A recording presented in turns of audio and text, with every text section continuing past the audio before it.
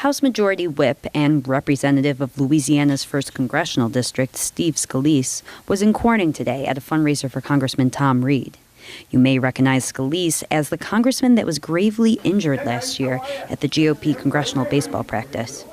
Scalise made a miraculous recovery and returned to Congress in September. We all know the story of Steve that was out on the national news and the tragedy that occurred on the baseball field. But I got to tell you, Steve Scalise is more than that. Steve Scalise is one of our true leaders in this country.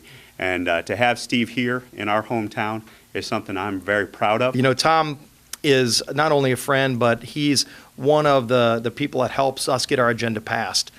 When I became the majority whip, not long after, I started to build my whip team. And the whip team are the group of members that are the most active at helping us pass our agenda. And Tom Reed was one of those first people I asked to join. And he's a great member of the whip team.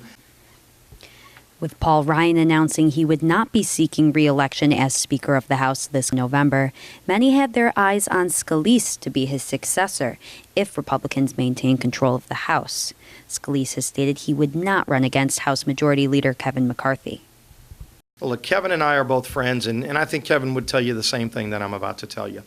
We are very focused right now on making sure not only do we do our job right now, and we're going to go back next week. We've got to make sure we fund our military, and that's going to be front and center. We've got to make sure we do our job. And on top of that, we need to make sure we're focused on keeping this House majority. Because if we start worrying about what our titles are going to be a few months from now, then Nancy Pelosi will be Speaker by the time the counting's done. And we know what she would do. Again, not only would it be her as Speaker, but people like Maxine Waters would be Chair of the Financial Services Committee. So we're going to stay focused on doing our job. We'll deal with all of that later. You know, clearly, I made it very clear that I'm supporting Kevin, but Kevin would tell you, I think, the same thing today. Let's keep doing our job. Let's win and keep this House majority, and then let's keep doing great things for the American people. In Corning, I'm Rachel Madej with Big Fox News.